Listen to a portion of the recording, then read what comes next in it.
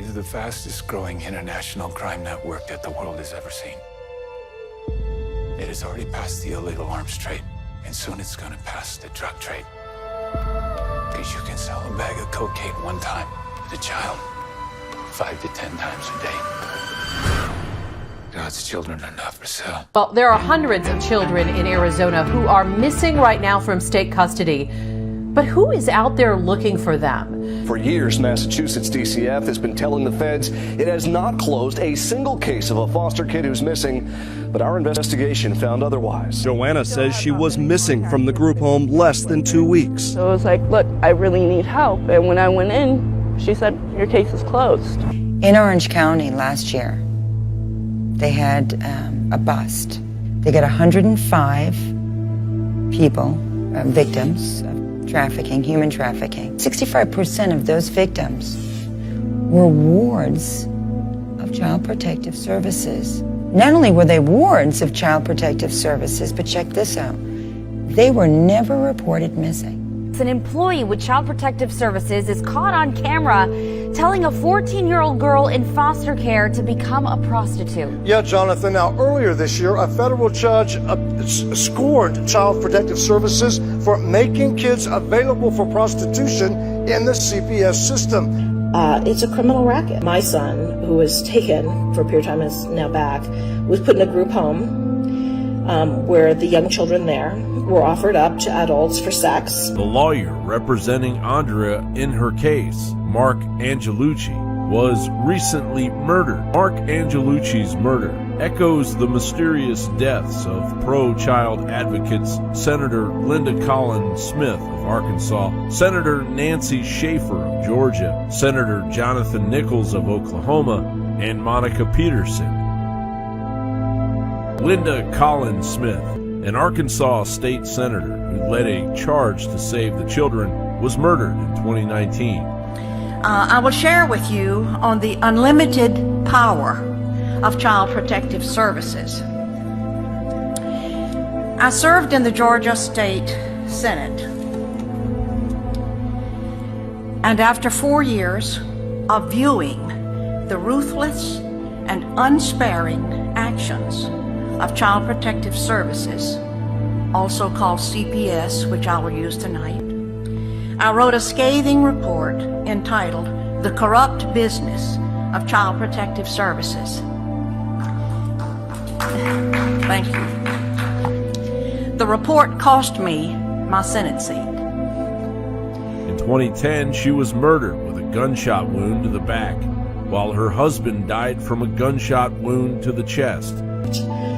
ASFA, which is the American Safe Families Act, under Title 4D, funds these agencies, subcontractors of DCF, to the tune of about $150,000 a year per child, as long as they are not placed with their families. I've seen that there are large numbers of children who are being sent to the same location in some areas.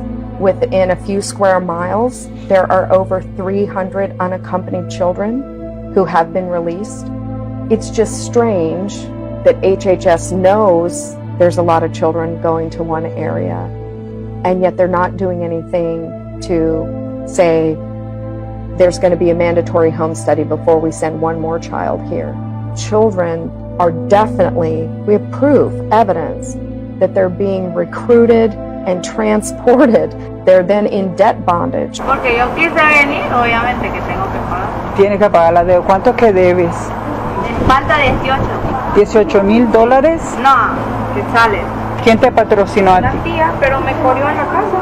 Bueno, no sé, porque ella me ofrecía, y a mí no me gustaba eso. ¿Te ofrecía qué? Me ofrecía con los hombres, pues. Pero ella, ¿cuántos hombres ella te obligó a estar con cuántos hombres? Bueno, con muchos, ni puedo. Porque no me gustaba lo que me decía, me obligaba.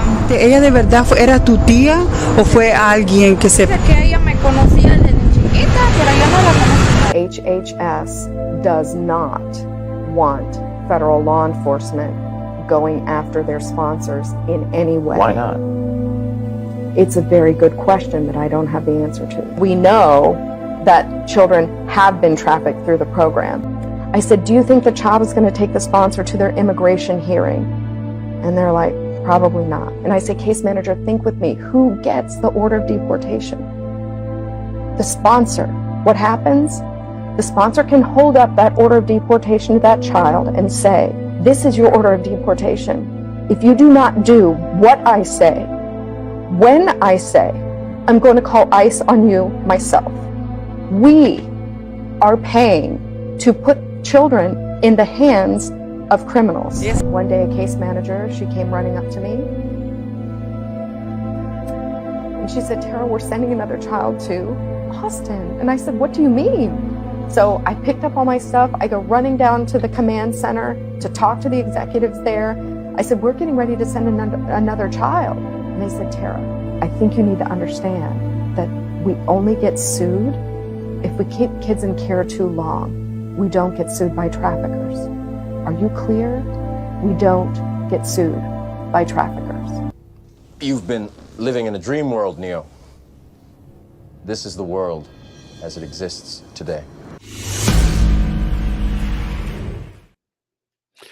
Welcome, everybody, to another Wednesday Night Live. As I promised last week, I was going to make it a point to get out and see the movie Sound of Freedom, and I have seen it, and it's amazing, but it's crushing as well. And anyone, you know, and speak out, let me know what you thought if you did get to see the movie.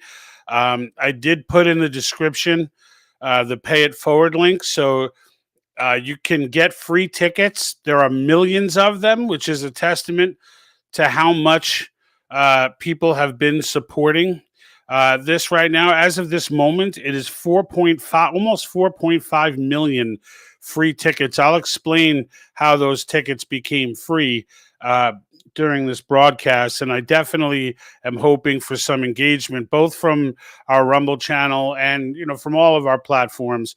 The only reason I mentioned Rumble specifically is because I don't have direct access there. And it looks like I'm lagging a little bit here, and I'm wondering why that is. Give me 1 second, folks, and I am going to try something here.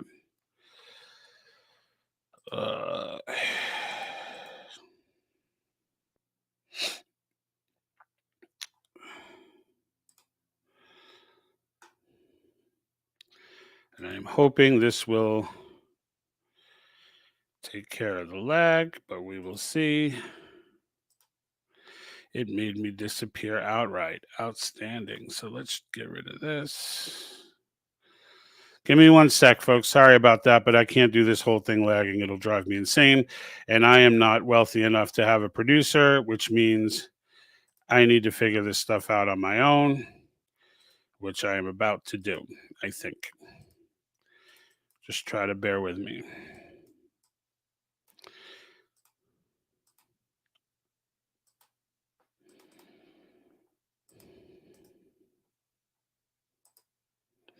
My apologies, folks. I had a little issue with lagging, so I am trying to rectify that now. And I think I know why it happened, but I'm not 100% sure. Could be just these things happen to me whenever they freaking go live. It's like without fail, disaster will strike. All right, so let's get rid of this. You probably see me up in the corner with a miserable green screen on. But give me 1 sec. Almost there, folks. Just bear with me. Just bear with me. 1 moment. It's always the story. Can't go live without drama. Just can't do it. And then the pressure of being in that situation like makes it even worse.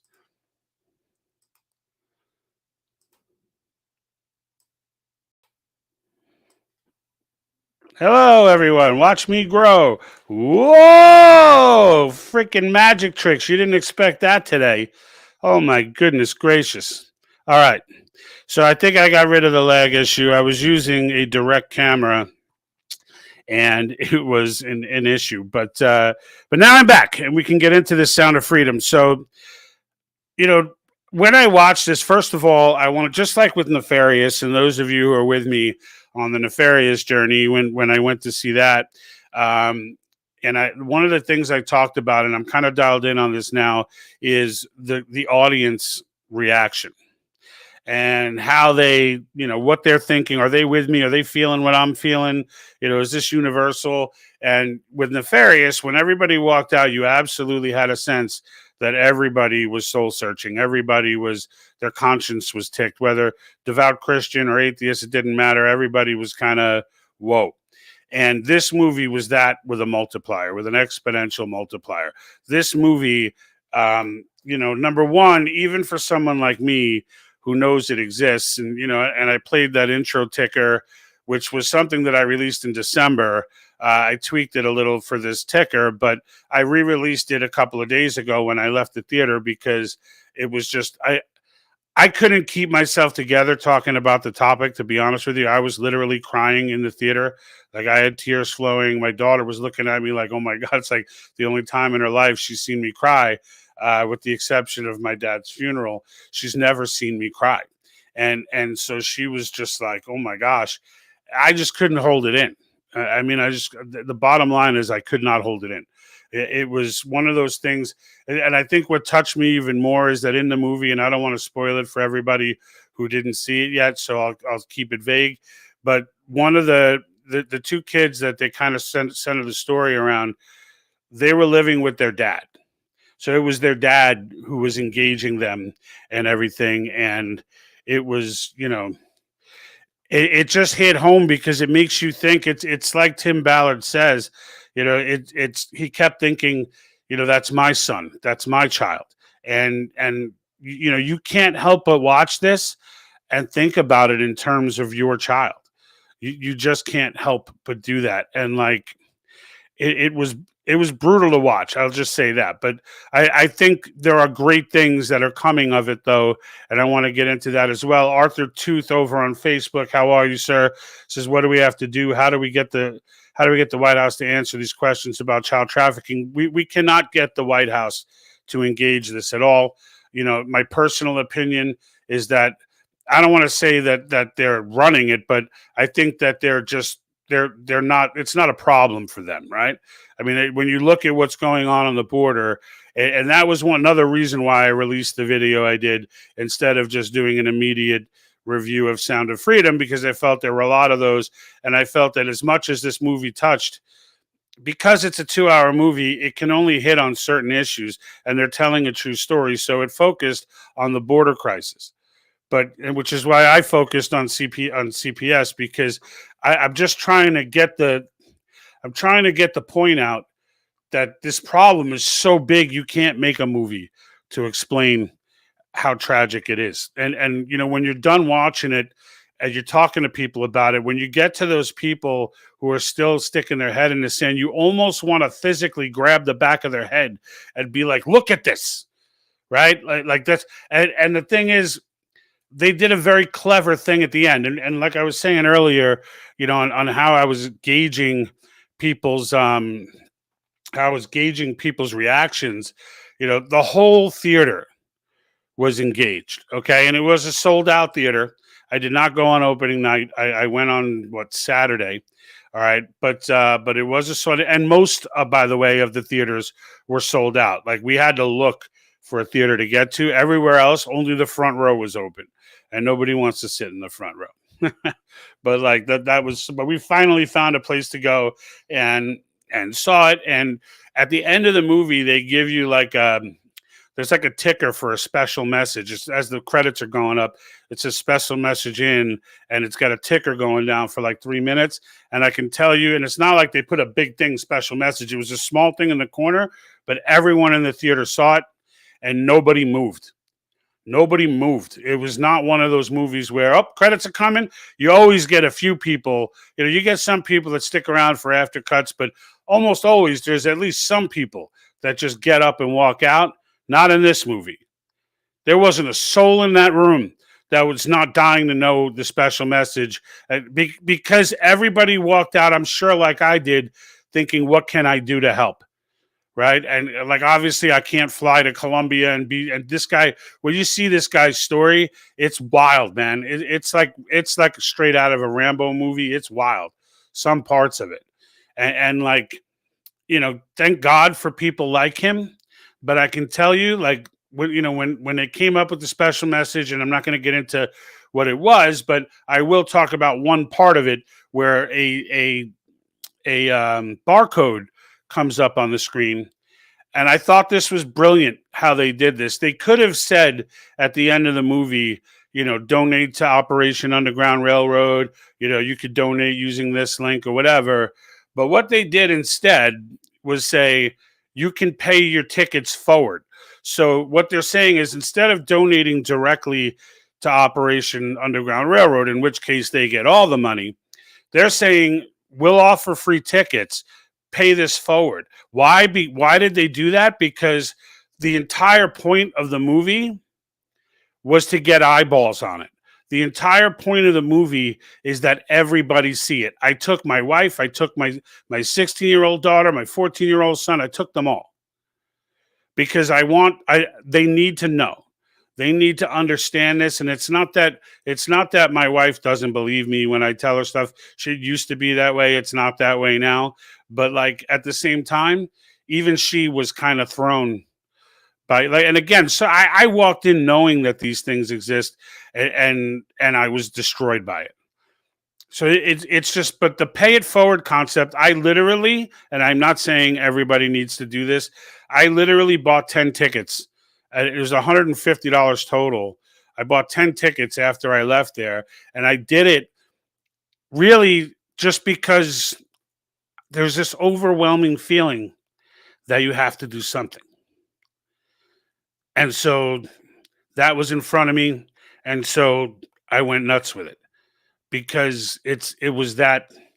You'll see. If you go and see it, you'll see what I mean. When you walk out, like, you're ready to do anything. So Wild Stallion, how are you, sir, over on YouTube? Grace the person at Beyond the Trailer YouTube channel just called the Sound of Freedom people right-wing conspiracists. That video has a 1 to 3 like to dislike ratio now.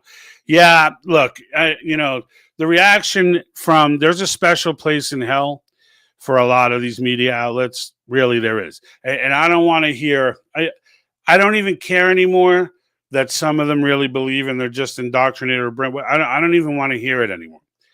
Like, they're coming out trying to tie this to Q. And I'm telling you, the more and more I see them tie things to Q, the more and more I think Q was actually a freaking deep state op, or, some sort of globalist op, where they wanted to create that boogeyman that they could tie everything to. And so, they put it out there and they mix in the pedophilia with some outrageous stuff. And then they point to the outrageous stuff and say, see, if they're saying that, obviously this can't be true. Right? Operation Mockingbird has been doing stuff like this for decades on end. And the more I see them, they create a boogeyman. They create, they put enough facts in there to get people who are hunting to find, validation. And then when they find validation, now they're on the scent, and then they start throwing things out there that are crazy, or not even crazy, just things that they can debunk. And then they debunk them and say, look, because we debunked this, then this child pedophilia thing is wrong too. And it's just not the case. It's just not the case. And it drives me nuts. I listen to them, talking down this movie. It's insanity. And the movie is doing phenomenal, by the way. So the movie is doing phenomenal. And, it beat Indiana Jones on its opening night. And to clarify that, you've probably heard that before. So just to clarify, it's not beating Indiana Jones at the box office as far as total ticket sales or anything like that. But Indiana Jones was on day 5. It was only day 5. And it was a day that everybody had off from work. And it was a day that everyone could and obviously did, that, according to Sound of Freedom, did go to the movies. Indiana Jones is a $350 million product, not counting the money to promote it, okay, just to make the film. Indiana Jones is bleeding money right now, okay? And the millions that Disney threw in to have it promoted, it's poetic justice, right? The Lord works in mysterious ways. And this one was a poetic justice play from the good Lord himself. Because here they come out, and this movie that was $14.5 million to make, most of which, at least half of which, was crowdfunded. All right, a movie that was buried by Disney, Pedophilia Inc. It was freaking buried by them. That when they bought Fox in 2019, they inherited this movie and buried it, and actively pursued its release, its stop of its release. It went on for 5 years. Now they tell you this in the end of the movie. He'll tell you this movie was actually made 5 years ago. He doesn't call out Disney though, so I'm not going to go there. But when you read the tea leaves and you look into this, you come out with the opinion, all right, they absolutely buried it. That's 100% fact. Why would you bury a movie like this? Why would you do that? That's insane. But they did. Add that to their list of misdeeds surrounding children. And I honestly, I can't see. I can't see at this point. I for a while I understood, like, you know, parents are just focusing on the innocent part, and they're not trying to, you know, they don't want their kids engaged in all that stuff, so they're just going to focus on the Mickey Mouse and the this and that. But holy crap, folks. What does this organization have to do for the prices they charge? How the hell is that theme park not empty right now? There are not that many Marxists in there. Those are all complicit Christians in there. Okay, there aren't that many Marxists in this world. It bugs me out, dude. Go to Universal. Go somewhere else. You don't need to go there. You know, everywhere's woke, but not everybody's a freaking pedo. Not everyone supports the crap and does the things that Disney does. It's just terrible. Now, I left a link in the description where you can get your free tickets, and I would encourage you to go and take the free tickets and then pay it forward afterwards. And the way I understand it is all the tickets that go unsold, that money will get donated to Operation Underground Railroad. In other words, if it leaves the theaters, eventually it will, right? And there's leftover, you know, money from ticket purchases, then it goes to that cause, which I'm perfectly okay with anyway. But I think you should be encouraging, like use the free tickets to get tickets for people you know who should see it but won't, and go in and register and get those people tickets, right? And because trust me, in the end, when they leave there, they'll pay it forward. They'll pay it forward. When they leave that theater, they will pay it forward. That I can tell you. All right, and Drebeck over on YouTube. I saw the movie, but the theater was empty at noon. I would like to see it with a full house to see the audience reaction. Yeah, if you see any movie at noon, outside like a children's movie or something like that, it's probably going to be a pretty empty theater. So, I mean, I went kind of prime time, right? I went prime time. It was, well, not prime time. It was 3:55. Was the movie that I saw. So it was getting to prime time. But frankly, with I had to drive an extra 25 minutes to get to a theater that had open seats. So I don't know if every theater, I'm not saying that every theater was absolutely sold out. I do know it made $40 million plus in its first week. And from what I can tick, I don't think that counts the pay it forward sales. I think that's just box office sales. So when you look at the pay it forward, like let me try and share my screen. I'll show you their page, which again, I have a link to that page, so you can share that link. I also shared that link on the Facebook page. So there's access to it regardless. Let me, you know what? I have it open in a different browser. Hold on. So I'm going to give you a look. It's wild. It's wild to see how many, because what it tells you is that a lot of people walked out of that theater thinking just like me. And we're like, I just need to do something. When it was at 2.4 million tickets on Saturday when I did it. It was at 2.4 million. And right now, wait till you see this number. I mean, it's freaking wild. It is freaking wild. Sorry, it takes a sec for me to get this up. Are you guys seeing that? No, you're not. All right, here we go. So let me try and zoom it a little for you. All right, so there's your request a free ticket. And then when you get off of that, let's see here. Right here, okay? So let's see if we can zoom in there. 4.4879, and they're still ticking. Look at these things going up. That's all people walking out of the theater and buying tickets, or not even walking, just people who are buying tickets. You know, they originally wanted 2 million. They originally wanted 2 million tickets bought forward because they were saying that's representative of the estimated amount in sex slavery. Not in slavery, just children in sex slavery. So they picked the 2 million number. And right now it's 4.5 million tickets. So do the math at $15 a ticket. Like, you know, and to me, like, as I sit and think, you know, I sit and I think, like, what would be an effective strategy? Like, what can we do? Right. Because we all want to do something, right? But we're stuck and we don't know what to do. And I'm thinking to myself, after watching this movie, I'm saying this guy, Tim Ballard, right? He's former CIA, then moved to Homeland Security. He spent about 12 years arresting pedophiles and people who are trading and whatnot in child porn. And he did all this. I'm like, and then he went ahead and took action. And when you see the action he took in the movie, you're going to be like, holy smack, dude. It looks like something out of that was written into a fictional action movie. I mean, it's friggin' wild. And the more I look for embellishments, the more I don't find them. None of the attacks are, this didn't happen. The attacks are, this guy's aligned with QAnon. He believes in this. Like, that's what it is. That's what the attacks are. Even the left is not saying he didn't do it. So, you know, on that note,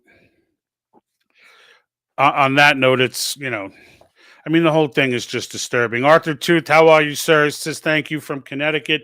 Yeah, man, don't thank me. Thank Tim Ballard, dude. I'm just a schmuck with a microphone trying to hold back emotions when I even talk about it. You don't have to fly to Colombia. It's happening in your own country. Yeah, Jen, I was just using a metaphor, but you're right. You're right. I mean, and actually, the video I produced was focused on what's happening in our own country, and it's, you know, but it's like in this situation, like, children are children, you know. Like, I don't do the borders thing on this topic because, you know, you just can't. Arthur says he reminds me kind of like the machine gun preacher. I don't know who that is, so I guess I'm assuming it's some sort of compliment, though. But Mern, how are you, Mern? Always good to have you on the broadcast over on YouTube. Howdy, George, from Mern from Jersey. Mern is with Convention Estates. She is one of the grassroots leaders over there, district captain in Jersey. She saw the movie in a packed theater. Yeah, the crowd was silent. Yeah, no one made a peep. No one made a peep. And when they put the barcode up, every phone, it was like a rock concert. Every phone went up to scan that barcode. Now, I ain't going to sit here and say every single person in the theater donated or did whatever, but I am going to tell you everybody was engaged. Everybody was engaged. Like, there's no, look, you know, I don't know how many millions are going to see it before it's over, but I know what I'd like to see. I'd like to see the 4.5 million tickets and counting. I mean, it's still ticking, And as we speak, I'm looking at it still flying through. And I'd like to see those tickets get used. I mean, this is something, make time. I've had people tell me they have no time for the theater. They'll wait for it. Like, there's no time to wait for this to streaming. There's no time.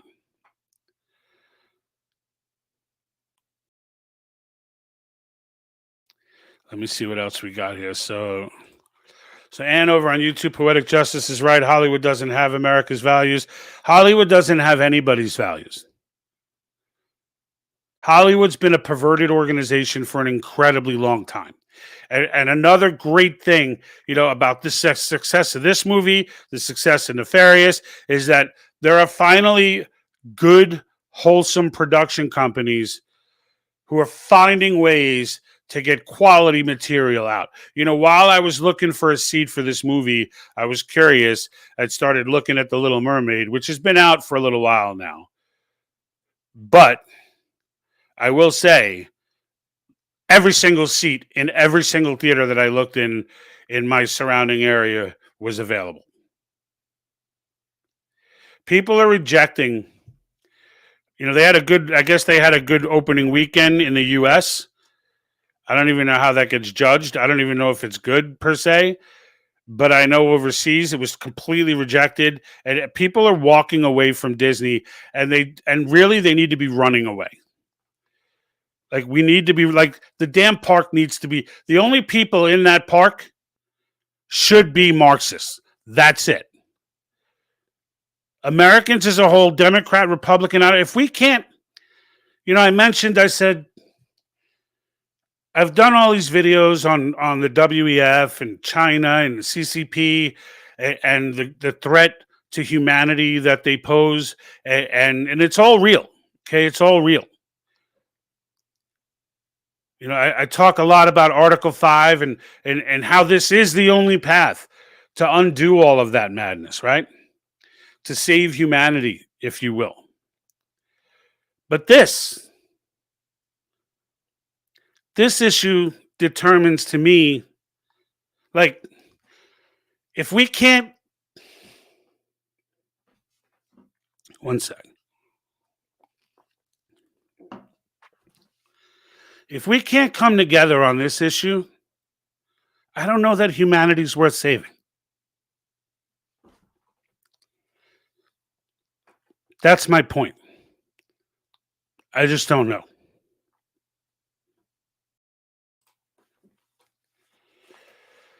Jason says thank you from Facebook, says thank you from Alabama. Yes, Jason, you're welcome. And again, I'm just a schmuck having a conversation right now, trying to hold back thinking about this. Marin's been boycotting Disney for the last 10 years. The truth is so obvious. It is, from the symbols, from everything they've been doing. Even going back decades, when you look back since the death of Walt Disney, really, the organization has just gone in a very bad path, and a demonic path, I would argue. And, I just don't know where to go with that. Mike Arnold, how are you, sir? Regional Director, Convention and States on the Northeast. And this is, went to see it last night with my wife and another couple. Yeah, see it, people. See it, right? And then pay it forward if you have to. Like, Randa, how are you over at Facebook? So it says, hey, George, I just watched it out in a theater in our neighborhood last Friday. Oh, Randa, this is actually my neighbor. Outstanding. Last Friday with a friend, it was a full house. Everyone was clapping at the end. Yeah, like that's even, at least that's a reaction. And where I was, it was just somber, dude. No one, like, I was in the AMC, the dine-in theater. It's actually a really cool theater. It's not more expensive than any other theater, but they have like cush seats that fall back, and they bring your popcorn. You order on the app in advance, and they bring the popcorn to you and stuff. It's pretty cool, but the mood in that room was just silence, man. It was silence, and when they put that barcode up, like clockwork, everyone's phone was up in the air. And I even rose a little to look behind me because the seats are elevated. There was no phone left in anyone's pocket at that point. None. And it's just wild. And there's just a sense of no one in the room dare disagree, right, with what we just saw. I mean, that's what it was like. I mean, there was definitely that sense of camaraderie and that, and that feeling of what can I do, right? And that's why when I was looking at this, pay it forward stuff, I just went off the rails. I bought 10 tickets and my wife's like, what are you doing? I'm like, I don't know. All I know is when I was done, I didn't feel better. And over on YouTube says there are organizations that help these people, help these people here get assimilated into a new life. Yeah. I mean, we got to save them first, right? So, I mean, like my attitude is, I was trying to say this before, and I kind of sidetracked myself. Tim Ballard is absolutely the human being that we need to lead this effort, and I think, I think when it's well funded enough, right? I think one of the greatest things to come of this is like, look, as a people, there is no more charitable population than the United States of America. We donate to tragedies around the world. We donate more than governments. We donate more than multiple governments combined. When tidal waves strike Thailand, or these different events happen, money pours out of the United States. We have always been financially, as a people, the most generous on earth. And this issue is truly a global one. And I just feel like, Operation Underground Railroad is the perfect vehicle.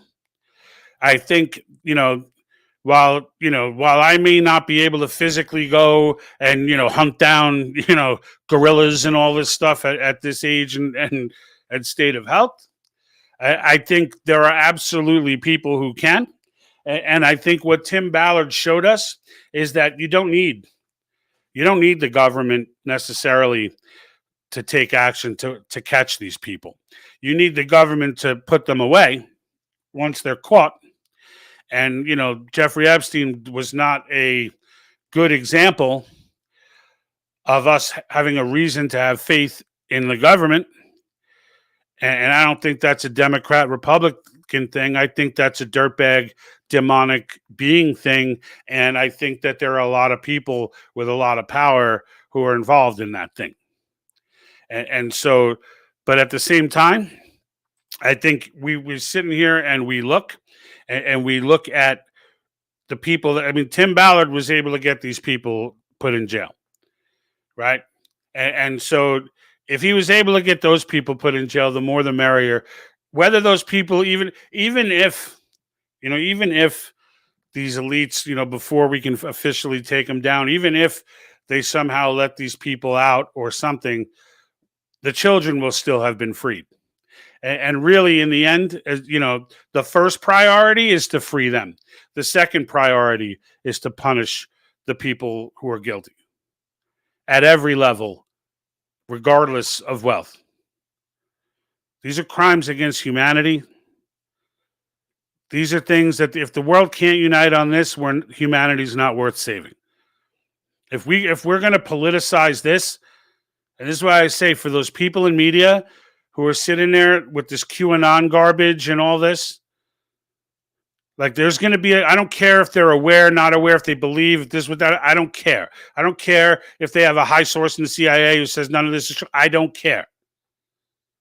There's going to be a special place in hell, a wing, if you will, reserved for these people.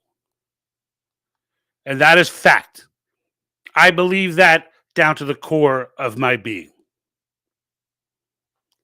To the core of my being. It's just unbelievable. And then Mike over on YouTube says, yeah, you went with your wife a couple nights ago, the quietest theater ever in my life. Absolutely. Absolutely. That's why I was a little blown away when Randy was there, that they were clapping, because no one made a sound. The only thing you heard was the occasional sniffle. That was it. And it probably was me. Like I said, my daughter saw me cry. It's like the second time in her life that she's seen that. Even talking about it now, I get worked up. And I am not an emotional person in the sense of tear jerking. But just having this conversation, Makes me think. And it's just something you don't want to be thinking. It's something nobody wants. This is why people don't acknowledge that it exists. This is why. Because in the end, it's like it's just too horrible. Again, with these free tickets available, start booking them and giving them out to people. Like people you think will go, right? We don't want to waste them. But at the same time, if know your friends that normally wouldn't go, but if you pop off and say, hey, I got 4 tickets to go see this, I got them for you because it's that important that you see this, you think they will go, give it to them. They're there. They're free. I bought 10 of them. Take those. I don't care. But get eyeballs on this. Because I can't help, their belief is, and I agree, is that if enough people see this movie, that it will go wild. That it will become, that there will, that, he was talking about the power of the storyteller, right? And that the most powerful person is the storyteller. And there's merit to that. There's merit to that. Because it's through our stories, and I don't mean fiction, right? But it's through our stories that people become aware, that people learn. And I don't know anybody. I know no one. I know every single last one of the 16,000 or so people that are following us on Facebook, 1,400 or so on YouTube. We're still working on Rumble. Everybody get over to Rumble and subscribe. That's where I really want everyone to be. But not one of those people, are not dialed into this and do not understand this. That I know. You don't click follow on my channel if you think that this is conspiracy theory. You just that's just you would never do it. You would never do it. And in the end, to me right now, in the immediate sense, I'm probably going to start a recurring donation to Underground Railroad, to Operation Underground Railroad. But that being said, I think that is the organization that should lead this charge. And I think that organization, there's always a fear, right? When you pour too much money into an organization. But honestly, I feel like a guy like this, we got to do it somewhere. There has to be some well-funded organization, because the organization that these children are up against, you can bet is as well funded as it gets. So in order to combat that, it's going to cost money. And who better than a former CIA and Homeland Security agent who dedicated his life to children, literally. If you've seen the movie, he's literally dedicated his life for these kids who are not even his own children. If anyone's going to run an organization that we're going to dump a crap load of money into to get the highest tech ops, the highest tech, equipment, all of it. If the government's using it, I want Operation Underground Railroad to have it. That's exactly how I feel. Right down to the freaking tanks and missiles, dude. You find one of these islands out there, these pedophile islands, ugh. The horror of it is just, I can't. I've been talking about it now for 43 minutes or, a little under 40 minutes. And I can tell you to not even shed a tear has been work for this entire 45 minutes. It's just too much to bear. It's too much to bear. And yeah, one of the things that we have to do first as well, yes, first we got to start funding this organization. And I never, ever tell people to fund an organization. Ever. I don't get, ever since 9/11 and watching what these major, large charities were doing with people's money that were donating to 9/11, I never donated to a large organization again. Everything I do is on the small scale small scale charity. United Way, Red Cross, all of that. I don't touch any of that stuff. I go all local, maybe to the church, or like this one, like something comes up where, to buy the pay it forward tickets, things like that. But I don't mess with these large organizations. But Operation Underground Railroad, I want it to become a large organization. I mean, I'm sure it has decent size to it now, but after this movie, I have to imagine that there's going to be an outpouring of money. And then it comes down to, now we need skilled people, right? Now we need people, that have the skill sets to physically go, right? Because we know the country's damn full of them, right? And I understand that even people who are capable, you can't always, it's not always that easy to drop everything and go and be the martyr and whatever. But there are enough people, I believe, in this nation who can handle business, both logistically and on the ground. And like those who are qualified to do so, I hope that they come forward and help this organization as well. I just feel like everything we have needs to go behind this organization. If they need it, we need to provide it. Because if we wait for the government to provide it, it won't get provided. That's just real talk. I think we all know that, right? I don't think that there's any level of any of us that thinks that somehow that won't be the case, that the government will step in and all of a sudden do something. Maybe if Trump, if Trump or DeSantis or someone with a soul, right? Someone with a soul actually comes into office, but it would require Congress to have a soul as well. And stop having these committee hearings and start pushing for real action. If I see another committee hearing, the weaponization of government, the crime of this, the this or that, and then it comes and they all grandstand and they all talk and they all have their moment in the sun where they ask their tough questions and it gets Facebook videos, goes viral,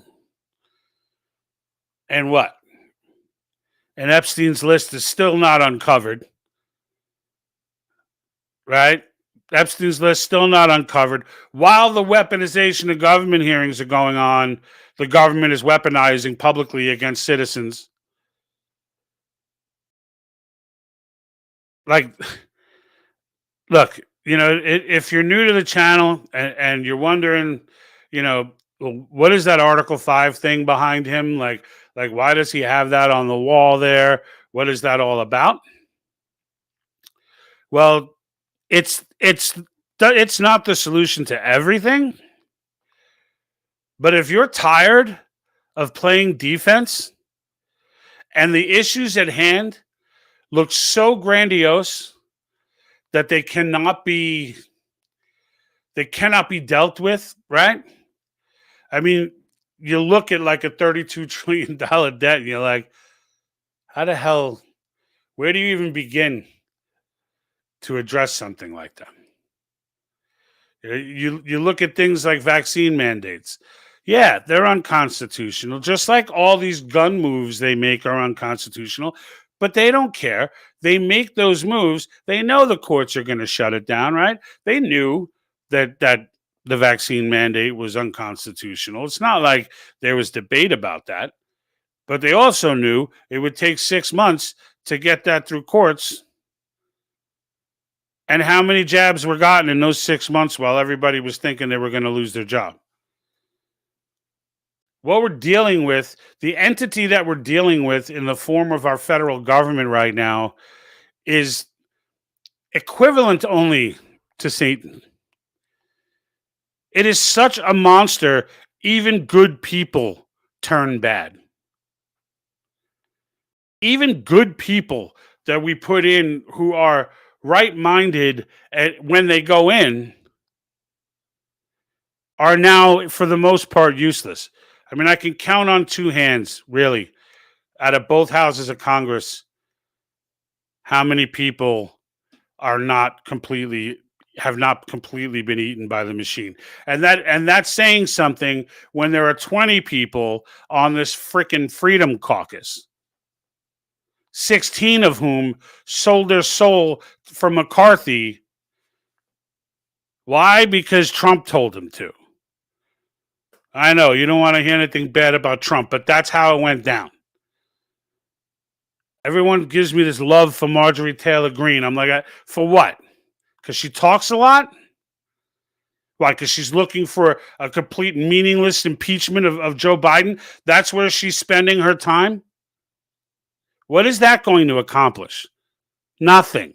It just gets her in front of a microphone. It gets people cheering. In the end, even if she wins and he gets impeached, he's not going to get removed. And even if he got removed, so now we got Kamala. Great expenditure of your energy. Great expenditure of your energy. No, once they get in there, it becomes showtime. You know, there's Rand Paul that comes to mind as far as someone who is always just, you know, has just always been this sole voice fighting the machine. Never succumbing to it, but never being, you know, doing anything meaningful either, because that's how the machine is. And that's the point. The government is structurally broken, and we cannot elect our way out of it. There is no president that can change the course of this country right now in the full direction it needs to be. A president can secure the border, but that's it. Once we financially collapse, it's like, what happens then? Like, all of these issues need to be addressed simultaneously. And there are major ones that we can address as soon as people start learning civics. And I don't even hate people for not knowing civics. I don't even hate you for it, because I didn't know it either, because they didn't teach me either. We all got that bullshit social studies. Just even saying it now, like, lights a light bulb as to what was done to us. Social studies? Really? Nobody was keen to terms like social justice and all that when they rolled this garbage out. And by the time everybody did, social studies was the new civics. We have an entire, every generation right now. Really? Maybe some boomers are exempt, and whoever's left alive from the greatest generation. But that's it. Everybody else learned social studies, which means you didn't learn anything. More importantly, you didn't learn civics. You know how many people don't know that the state legislatures were designed to be the most powerful entity in this country? If I ask people on the street, 100% of the time, if you ask them, what's the most powerful entity in this country, they will tell you the President of the United States. And they'll believe it, and they'll be wrong. As they all sit there and talk about how they want to save our democracy. Not our constitutional republic. They want to save our democracy. And then some of them who try to cheat and realize, you know, they hear someone asking the question, so they go and Google it, come out like even bigger idiots, and go, no, it's not a democracy, it's a democratic republic. Because if you Google it, that's what you get. This is the world we live in. The good news is there are organizations out there like Convention of States Action. You know, channels like myself. My channel is not a lone wolf out there. There are people like me who are not in this for the money, who are just doing this out of the love, and are, you know, I mean, our Facebook channels, my Facebook channel is monetized, but like, seriously, they won't let any video that I put out get past 10,000 views anyway. The first month they let me go wild. They just left me unchecked. And I made almost $1,000 that month. I was shocked. It was the first month after I monetized. I was curious how much you can make on these things. But then after that, every video I ever put out, for a while, they wouldn't even get past 1,000 views. And then once they decided to loosen the screws a little bit, you know, then they let, now 10,000 is the cap. Whereas before that, they were regularly getting 45, 50,000, 60,000 views. But that's fine. I still come on every Wednesday night. I still, but that's why I'm telling everybody, head over to Rumble. If you subscribe to my channel on Rumble, like the only one thing I can guarantee you is I will never disappear from there. Now, Facebook, to their credit, YouTube has shut my channel down no less than 6 or 7 times in 2 years. Never with a good explanation. You just all of a sudden are cut off from your audience, and you don't even have the opportunity. You try to plead your case to them, they just shut it down, and that's just that. So to heck with that. I don't even, honestly, like, I love the people who have already subscribed on YouTube, but we've been at like 1,400 subscribers on YouTube for like 6 or 7 months now, because I spend zero time trying to promote the YouTube channel. I literally just stream to it now for the people who have already subscribed. That's it. So, Mern, from our cause folks over in Jersey, you can learn about this stuff at a cause meeting in your district. Yeah, and that's true. So with the civics piece, and this is why I said Convention of States Action is actually out there. They're teaching more than just the constitutionality of Article 5 and why it's important and why the second clause of it was written into the Constitution. And if you don't know what that is, Article 5 is the clause is the article in our Constitution that explains and outlines how the Constitution may be amended, and makes it clear that only the states ultimately can do so. Now, in the first process, which everyone should be familiar with, although some people are not, the proposal of the amendments comes from the federal Congress. It comes from the House and the Senate with 2/3 votes. They come up with the language and present it to the states, in which case the states will then get together, depending on whether it's they get a convention or they just vote in the state legislatures, is determined by Congress. But either way, the states, 3/4 of them, in our case 38 states, are required to agree to ratify them. All right. The other way, which is the way that I am advocating, Convention of States is advocating, and every American who understands history and civics and how it works is advocating, is the second clause. And that that doesn't involve the federal government almost at all. This process, and it was put in here for that reason. And I have people tell me, but it wasn't put in there just to restrict the power of the federal government. And they say that because it doesn't specifically say for the purpose of restricting the federal government. But think about it.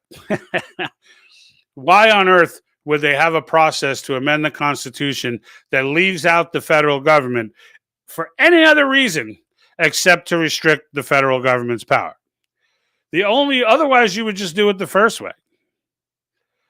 But the reason that this process was put in place, and Mason made it clear as to the reasons why, if you look up Madison's notes for September 15th, 1787, you will see in there, just Control F for Colonel Mason, COL Mason, and it'll take you right to the points where Madison was talking about Mason. And you'll hear his argument for it. And I'll paraphrase it, but he said basically, would we be so naive? Like, why would we leave an amendment system that is run by the federal government without having an amendment system run by the states? Because initially they didn't have a second clause. So with the power to propose, the states may have the power to ratify, but without the second clause, you can't amend it, because Congress will just never propose term limits. They will never propose, amendments on government overreach. They will never propose amendments on spending. You'll never get a proposal from Congress for a balanced budget amendment. But you will get this from the states. And the fact that 19 of them are already on board, we need 2/3. So 2/3 of the states get on board. They go ahead, they pass their resolutions, petition the Congress. When there are 34 of them, Congress shall call a convention. Not Congress can then debate as to whether a convention could be called. Not Congress can authorize. No, Congress shall call a convention. It's literally their only role. They have one other role, but again, it's minuscule. In the end, they shall call the convention. And once it's called, the states then pick their delegates. They can pick as many delegates as they want per state, but each state only gets one vote. Whether it's Rhode Island or California, they get one vote. Why? Because we're the United States of America, not America. And in the end, those states, those delegates from those states will go and debate and powwow back and forth on the topics that are laid out, which are term limits, fiscal restraints, and government overreach. And they'll put together proposals for amendments under those topics and present them to the state legislatures, who will then vote. You think Congress is not going to pass a balanced budget amendment? You think Congress is, you think the state legislatures are not going to pass a balanced budget amendment or term limits on Congress? Like, some of these are softballs. Other ones that I want, like repealing the 16th Amendment, those are going to be a little more challenging. They shouldn't be, but they will be. Not even governors have a say in this process. Americans just don't know this. And like I said, it's fine. But it's not fine to not want to learn it, because the fact of the matter is, they gave us a tool, right? They gave us a tool, the founders, to fix this problem. They were well aware that we would be in this scenario. They didn't know who the CCP is, the WEF, but they knew we'd have a federal government that would sell us out. And put in a plan for that moment to avoid revolution, because revolution never ends well. Period. So Ben Peters over Facebook says, we had U.S. history in high school in the 60s and learned that we are the United States of America. Yeah. In the 60s, early 60s to, actually, that's not true. I don't know exactly. To be honest, I was in grammar school, in mid 70s or so, like mid to late 70s. So I guess... No, maybe I don't even know when I was in grammar school now. No, I guess it was like 1979 or 1978, around there. But the point is, by the time I got into like fifth grade or whatever it was social stuff. Like, as a matter of fact, for a part of my childhood, I never quite understood what civics was when I heard the word. Like, that's something. So you were blessed to be in that situation. There were remnants of civics left in society in my youth. Like, there was this funny commercial with the bill. Yeah, for you guys might remember, for those of you who are going to date yourselves now, there was this funny commercial with the bill, and he would dance and talk, and he's sitting on the steps of Congress and explain how a bill is made. Like, there was rare stuff like that still tweaking around out there, but it wasn't coming out of schools. Schools were completely indoctrinated. I mean, in the end, look, the hippies were the first generation to be ideologically subverted, as Yuri Bezmenov calls it. So they were the first ones that, like, the Soviets claimed their success from. And if you think back, it makes sense. I mean, this was the first generation that was really anti-American. America's the problem. All that stuff was pumped into these kids' heads in college. All of it. They hadn't reached the high schools yet, but it was all pumped in their head in college. And then it just went on and on from there. From that point, all those, I love what Yuri Bezmenov says about this, like, all the dropouts and half-baked individuals from the 60s, he goes, are now in positions of power. He's like, so in media, in Hollywood, and in political power. This was in 1984 that he was saying this. So and he was right. He was right. He was speaking matter-of-factly. It wasn't a theory for him. He was a KGB expert. So he was a propaganda expert in particular. So he wasn't just suggesting. He was telling us what it is, and we all thought he was crazy. There it is, Schoolhouse Rock. That's right, Mern. That's right, Schoolhouse Rock. So I'm just a Bill sitting here on Capitol Hill. You could probably find that cartoon on YouTube. I would not doubt. I mean, every old video from forever is on YouTube, unless they talk about certain topics. But they left Yuri on YouTube, so I would think Yuri Bezmenov would be like the first one they'd want to knock off of there. But they left him on there. They still leave him on there, so I think they're just figuring nobody's going to watch that guy. So, but anyway, I want to spend a little bit of time talking about this other topic that I have. So, one of my buddies, locally here in California, in Southern California, the People's Republic of California. One of my buddies had. Let me open this up. So I'm going to share my screen with you. There was an Epoch Times article. You all know how I feel about the Epoch Times. You need to, if you're not subscribed to the Epoch Times, I think they're doing. I saw a few days ago they're doing like $1 a month for a year, right? So like, and then it's like $6 a month or something. I don't know what the price is. Don't quote me. But then after a year, it's whatever. But trust when I tell you, after a year, you're going to pay them the menial amount that they're asking to keep the paper going and keep the website going and keep the documentaries going. Their documentaries are absolutely fantastic. All right, so almost there. Give me one moment. There we go. All right, so the French, they've passed a bill to allow police to secretly activate phone cameras of suspects. Folks, this is the very Orwellian thing that we all knew was inevitable, but most of us probably thought would take a few more years. So they're going to be able now. So I don't know if the screen is big enough for you guys, but I'll read some of it to you if you can't see it. French lawmakers passed a measure to allow police to remotely activate the phone cameras, microphones, and geolocation of criminal suspects without their knowledge on the heels of ongoing protests in the country. Now, that first paragraph tells you everything you need to know. Now, if I put up a quiz poll and said, what do you think the argument for the government is? Right? And I'm curious, before I even get to it, if someone can type that fast, to just put in the comments what you think the government's argument for being able to have this power is. It says, under the Justice Reform Bill, police will be able to activate the phones, laptops, cars, and other connected electronics of criminal suspects.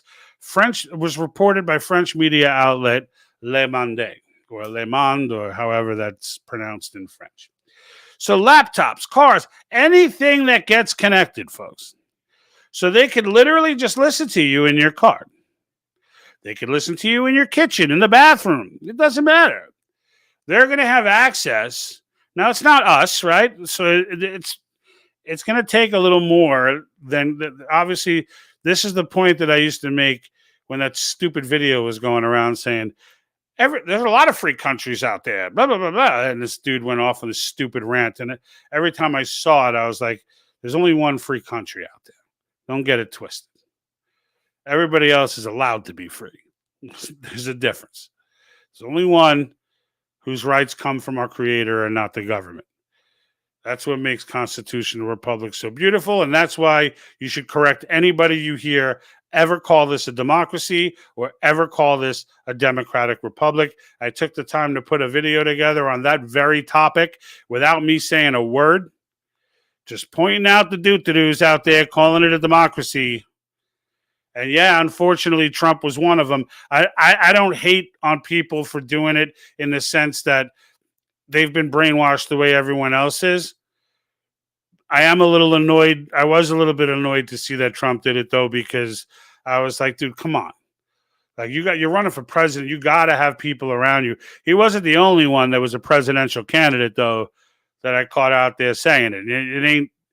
It's something that's been put into our verbiage since Trump was a little boy.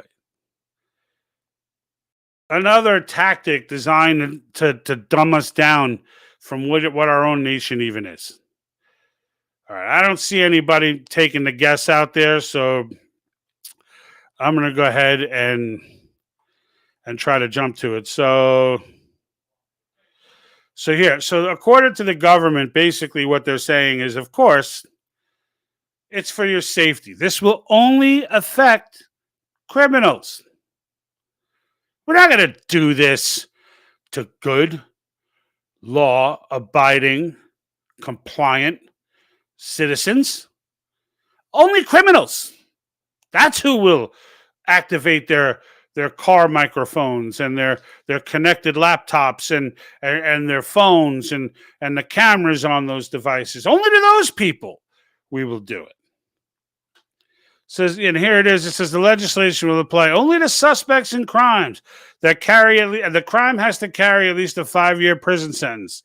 Justice Minister Eric Dupond-Moretti anticipates the new law will affect only dozens of cases a year. How dumb? How dumb would the people of France have to be? And by the way, I do not think that they are this dumb. But like, how dumb would they have to be to take that at face value? Right? What about Andrew Tate right now? They literally made up a charge and turned this guy into a criminal. Made up a charge, turned him into a criminal, and jailed him. And we all know why. It was for speech. So in the end, the government, when they tell you in any situation that this is for your safety, or this is only for, if you're not doing anything wrong, you got nothing to worry about. Just always remember, they decide who's doing something wrong. Before COVID, not wearing a mask was not doing something wrong until it was doing something wrong. Right? Not getting vaccinated, that was not doing something wrong until it was doing something wrong. They make those decisions. And you would be best minded, right, before they even attempt something as wacky as what's going on in France. We all know that this is coming. And I'll bring up Article 5 in this way. And I just added, I don't know if any of you saw the link that I posted for the last day, but we talked about this in one of the episodes, that you were able to go on to conventionestates.com. They're going to be doing, a matter of fact, I want to talk this up anyway. They're going to be doing a simulation of a convention. So on the topic of learning civics, there is no, excuse me. There is no better exercise to watch. I mean, like I was talking with Mike Arnold about that, and he was telling me, like, you could have watch parties. You could, like, if I were still a bar going man, and my social circle was not as incredibly small as it is since moving to California. I have some friends, but not a ton. I mean, maybe 5, 6. Something like that. A lot of acquaintances, I guess, but you would try and get a group together, right? Of civics minded people, right? Of people who really give a damn about the country. Get them together, do it at home, whatever. And just sit back and watch the convention. And see it play out. See where the arguments come in. See where the proposals come in. Now, these may not be the same people that end up getting chosen. Some of them might. I mean, we don't know who the states will choose or not choose. They're all people who are qualified, essentially, to be there. But it's a mock, so whatever they come out proposing does not mean that will be what gets proposed or ratified. We don't even know what will get ratified. I don't even think that part of it. I don't know, Mike, you might be able to clarify that for me, but I don't think the ratification piece is in there. I think it's just showing you how the proposal process works. And watching it is an incredible exercise in civics. It's an incredible exercise in civics. So, and Mern says, yeah, do a watch party with friends with the simulation. Yeah, absolutely. I think that's the way to go, with the simulation. And basically, look, one of the things they gave you the opportunity, this is why I brought it up. They gave you the opportunity to add your own, like, what amendments would you want to propose? And they did make you keep it germane to the topic. So it did need to be on one of the three topics: term limits for all government officials, not just elected. It was fiscal restraints, and then amendments on government overreach, those of power. So those were the three topics. And they were asking, and I put in like 4 or 5. And, one of the ones that I put in was an amendment to make sure, how did I word it? It was, I forget how I worded it, but so there were 2 that I put in. One was an amendment to protect our privacy via technology. So I forget the exact wording that I used. I put a little bit of thought into it. So that's why I'm having trouble getting the exact verbiage down. But the idea behind the amendment and the spirit behind the one I was proposing was to solidify privacy in this age of new technology, and to make it broad and make it sweeping. Not to say just from AI or just from, social media or just from, websites, just broad sweeping privacy, right? Another one, addressing privacy in finance. That you should be able to engage in transactions completely invisible, as it would be cash, right? If I go and buy my neighbor's lawnmower, there's no record in the Fed of me buying my neighbor's lawnmower, because I have that privacy. That privacy can be played with in a court, and that would bring me to the other point of why it needs to be done through amendment and not through elected officials and legislation, because the only thing that overturns officials and the only thing that overturns the bad Supreme Court decisions, a death by 1,000 cuts that's been going on for 100 years or more, that has just slowly empowered the federal government to the place where it is now. The only way to undo that type of nonsense is through constitutional amendment. Without constitutional amendment, the Supreme Court, their word is final. But the founders knew that could not be the case. Our word is final, but we need to understand that we have a say. Follow me? And that's the thing, right? That's the thing, is we need to understand that we have a say, and we do. And we can easily write in amendments under government overreach of power to address our protections, both in finance, or just period, just our information from breach of technology. Does that mean no criminal will ever try to do it? Of course there will be criminals that try to do it, but they need to be criminals. Because if we don't do that, it'll be the government that's doing it. And not only will it be the government that's doing it the same way they do in France, we're one Supreme Court decision away from. You can sit there and say what you want about the current court and how much you like their decisions or don't like their decisions, but even if you like them, they ain't going to be the court forever. This needs to be locked in. Things like a set number of judges to shut up all these clowns who want to keep changing the freaking, we'll just stack the court and we'll add another 5 judges, and we'll keep adding until we have more than they do. That needs to all end. There needs to be a finite number. That number was never officially set. Things like that are massive issues, overarching issues, macro issues, the trickle-down effect of which cures many ills, not all ills. But the last part of it, all right, of why that is so important, and to lay down these foundations to make sure things like what happened to the French are not able to happen here. Technically, they shouldn't be able anyway, but like I said, we're in a situation. Here's the Constitution that the government goes by, okay? See that big one? See that big binder? That's the Constitution that the Supreme Court acknowledges. That's the Constitution that the federal government operates on, as opposed to that little teensy weensy little one with very few pages leaning up against it. Now, precedent matters, right? So there's logic behind why that is that way. However, and the bigger book, by the way, if you don't know, is because it includes all the Supreme Court decisions in American history. So that's what they look at. That's what they look at.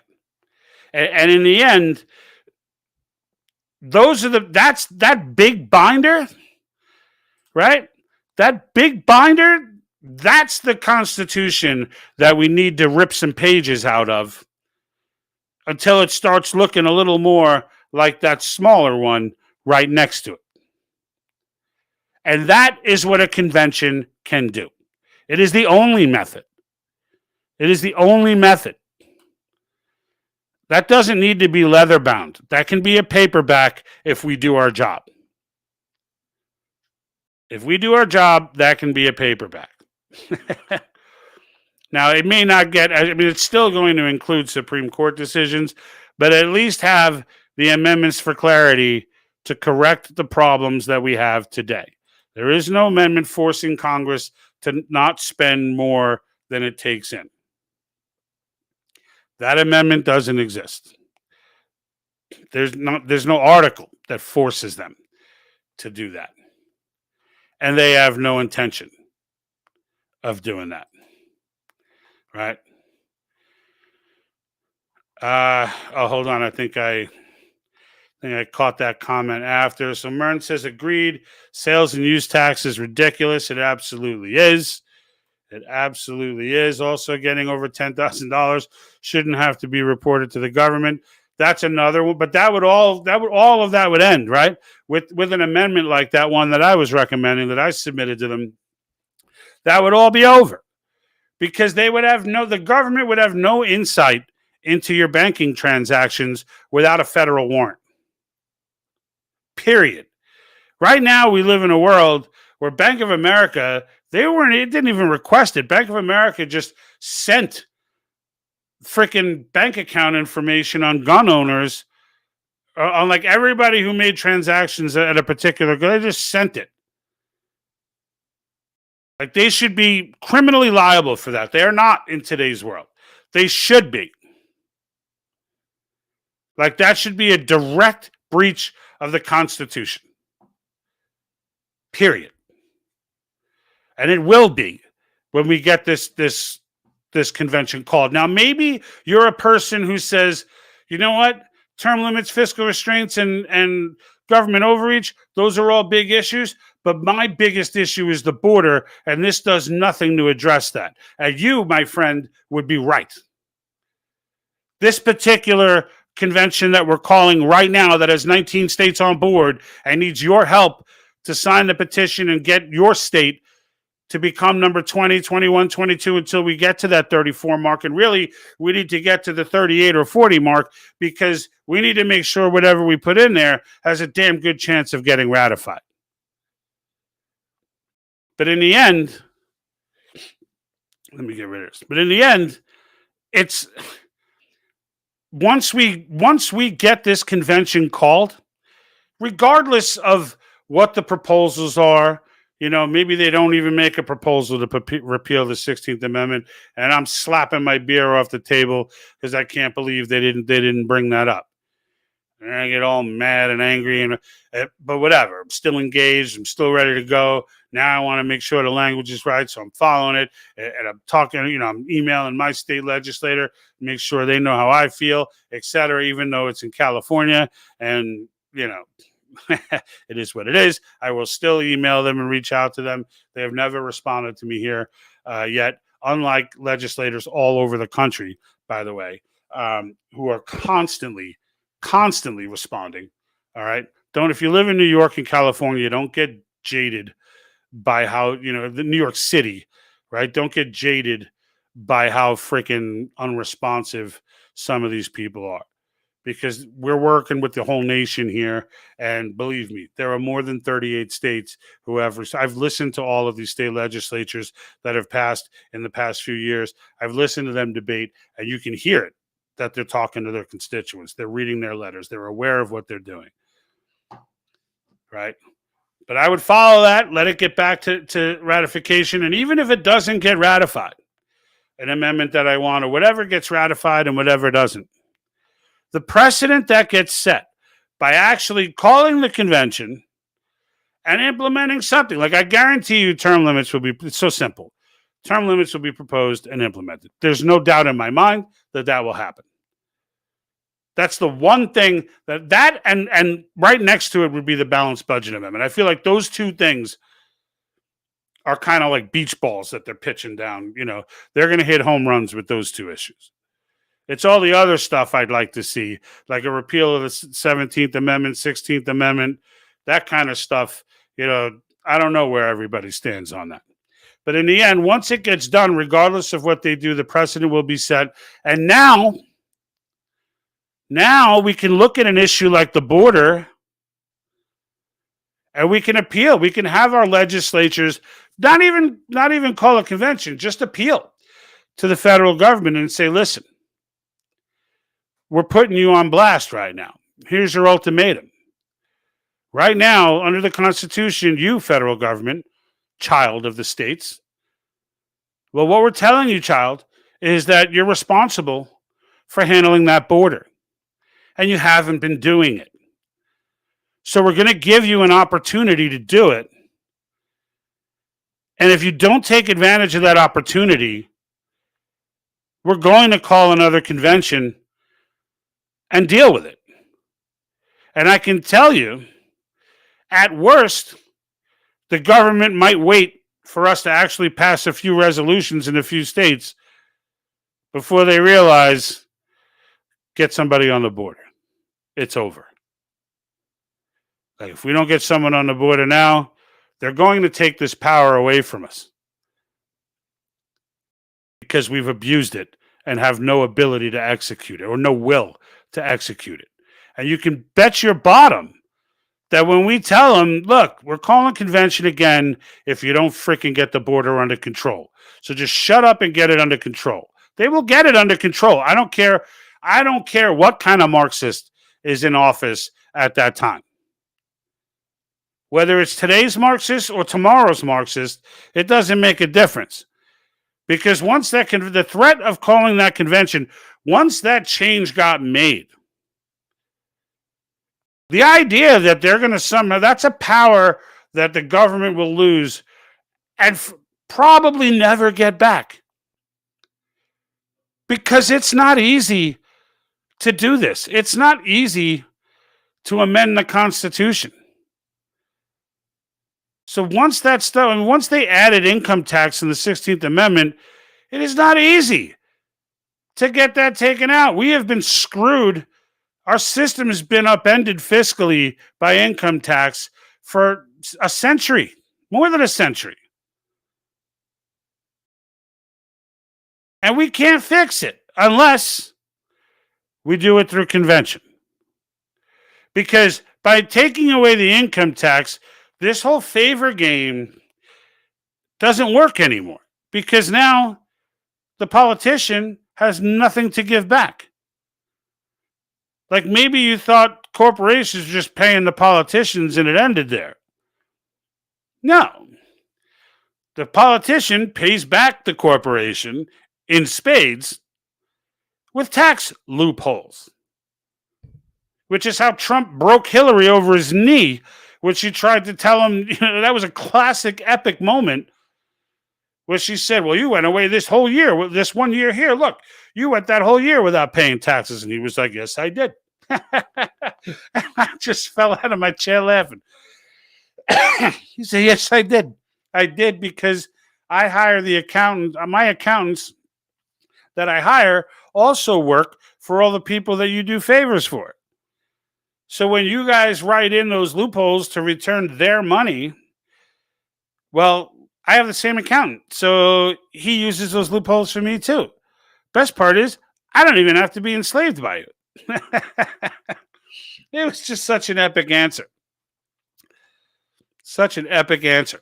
But that's it. I mean, that's how you move it and from there on in, the relationship with the government and the people is forever changed. And I don't care. Tell me about your Rothschilds and British Crown really runs America. Nonsense.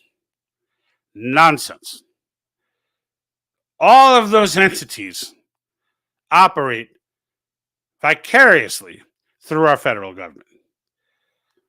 If our federal government is no longer in control of the things that these people want to control, they don't have an army. They only have money. In order for you to be able to buy something, it has to be for sale. Period. And by defanging the federal government, shutting down all these regulatory agencies, shutting down the Board of Education, shutting down OSHA, all of these things can be handled on the state level. There's no rocket science involved in any of it. It can all be handled at the state level. There's also protection on our homes, our identity theft. It's crazy, right? For as far as the amendment, absolutely, it's crazy all over. All the information, we must reveal the complete transactions, and every agency wants copies of our stuff. Absolutely. Absolutely. I'm trying to get a real estate license now. They want my fingerprints. Like, what the frick do you need my fingerprints for a real estate license? What is that? Second, I'm not getting into the military. I'm freaking getting I'm going to sell real estate. Why do you need my fingerprints? That kind of stuff is happening in industries all over the place. All over the place. Rocky is back in the house. Rocky in Thailand. Okay, so I'm here. Rocky, there he is. There's all his information. The amazing Rocky Lane show. So Rocky has been talking about getting his show off the ground. I don't know, where are you broadcasting, Rocky? I don't even know where. I don't think you've started it yet. But I have been I have been promoting vicariously through his comments Rocky's show, which has not begun yet, for some time now. So, Danny Mayer Jr. Yeah, to sum it all up, right? Sum it all up, Danny. It's not a bad sentiment. It's one that I think a lot of people share. Take the little ones and see how many times the big one violates it. Yeah, look, we can. I don't know. I'm just glad that I'm off the initial topic right now, because honestly, I was getting all choked up and stuff. Like, it was getting hard to do that. I was like dying to get on to the next topic. But for those to recap, though, just real quick, not to bring myself to the brink again, but I pasted a link inside the description for those of you. Rocky, this one I don't think would apply to you at the moment, but you can get free tickets for Sound of Freedom on the Pay It Forward mantra, and I was given some recommendations on how to do it, and that's go in there, apply for the tickets. Even if you've already seen it, apply for the tickets, knowing that you have someone who you think needs to see that movie, and just give the tickets to them. There are over almost 5. There will be 5 million, I feel like, in a day or so that are available. It's like 4.5 now. So, go ahead and take advantage of that, because the more eyeballs that are on this, the better. So, just to catch those who came on late. So, constitutional enforcement too, we needed to take care of that long ago. Yeah, Danny, well, I don't know if you missed this, but I was just making a point that we actually do abide by the Constitution. It's just that big one right here that we abide by, and the little one is kind of getting lost in that mix. But that big one being the one that's annotated with all the Supreme Court decisions, that's the one that the government uses. And really, it's, I'm not going to totally bash precedent, like courts referring to precedent, because there has to be some structure, and it's not a bad thing in general to do that by default, but it is a bad thing to be beholden to it. So if a bad decision gets made, it does not forever get cemented. And that, I think, is what's happened. And as all this, some of the decisions that have been made over the last century were small but impactful. And the cumulative effect, it's like a death by 1,000 cuts. And with each one, the government makes a little more stretch of authority, Like the Supreme Court should have been slam dunking and kicking freaking punts with all these freaking stuff from the New Deal, but they pulled that thing off free of charge. Well, that's probably the worst analogy in the world, free of charge. Certainly it was expensive and we still pay for it to this day. But in the end, like the Supreme Court should have been nipping all that down right in the butt. Right? But things like that have been allowed to go throughout our history, and it needs to get reeled back in. Now, the fun and games are over. We've tried all these psychos theories, and they don't work. They don't work. So in the end, they need to go. But the fact that they've had favorable court decisions have stopped people from wanting to go and re-challenge. And the fact of the matter is, these types of sweeping amendments just take care of that on the face of it. We don't have to worry about all that, from that position. Charlotte Hodge, rescue the children in the USA. Rescue the children everywhere, Charlotte. Like this is what I was saying. You weren't on earlier, but like I get it. I get, it's like, it's like helping homeless in Africa when we got homeless in our own streets, right? But like at the same time, like when it's children, like I'm just as good if somebody saves 100 children in one country as opposed to our country, as opposed to another country. Like to me, it's just 100 children. Like we just, like when it comes down to children, I just, you kind of, this is why I almost break down into tears just even having this conversation. And I was, I was crying like hell. And when I say like hell, that's one of those faces where the tears are just coming down, serious face. While I watched that movie, because like this particular topic really does, and it does for everybody. I'm not unique in that way, but it's a global thing, man. It's like, just save kids, Like I get it though. I do understand what you're saying. And I'm not, I'm not trying to knock it. I'm just saying we have to have accountability before anything else will work. Yeah, well, yeah, right. But this, like what I was saying earlier, Danny, is that like if we can just, like this guy Tim Ballard, like if you've seen the movie and you've watched, like I watched all these interviews that he did, these like 2-hour-long interviews. He's been Jordan Peterson and all these different people, and I'm getting all these stories out of him and kind of getting to know the guy. And I'm just like, this guy, like, this is where the money should go. This is where we should be putting the money, the donation money, whatever money is into under Operation Underground Railroad. Like that's like, there are a few people in this world that I trust. I mean, you'll know if you follow the channel. I've never encouraged donations to anyone unless you count my few feeble attempts to get people to purchase stars on Facebook to support the channel. But like I never go out and encourage everybody to start pumping money into one thing or another. This one, like, I think this guy's character is solid.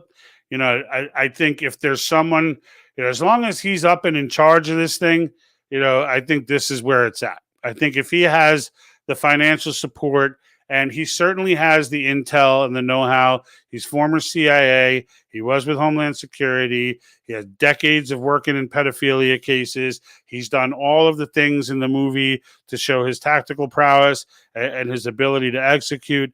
I'm like, this is the person who you want. This is the General Patton, right, that you want in this war.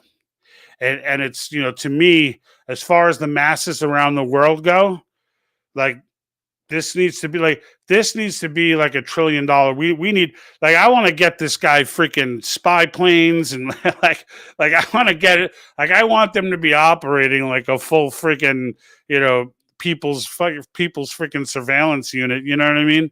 Like, if the government has the tech, I want them to have it, and let our veterans and those who are, who are comfortable with the equipment and have the skill sets and, and whatever, let them handle the on the ground stuff. and let everybody else make sure they always have the tools and equipment that they need to execute, to save these kids. And then let's start bringing them home, right? Let's start bringing them home, and let's start taking out these people, these minions of Satan who are out there trafficking these children. Because it's just, I can't. Here we go again. I'm going to freaking get all into it again. See what you did to me, Danny?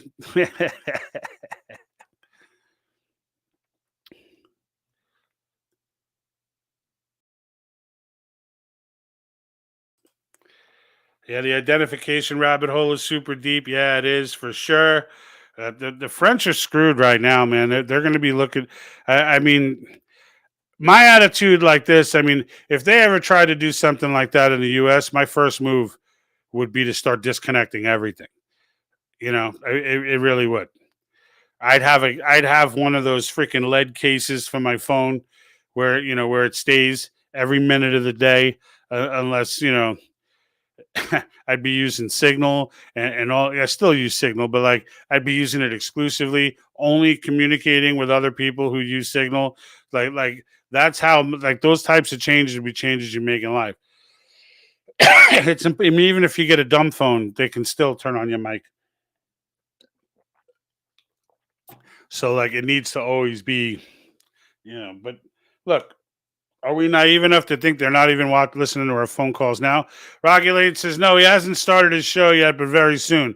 All right, Rocky, you hang in there. Keep me in the loop.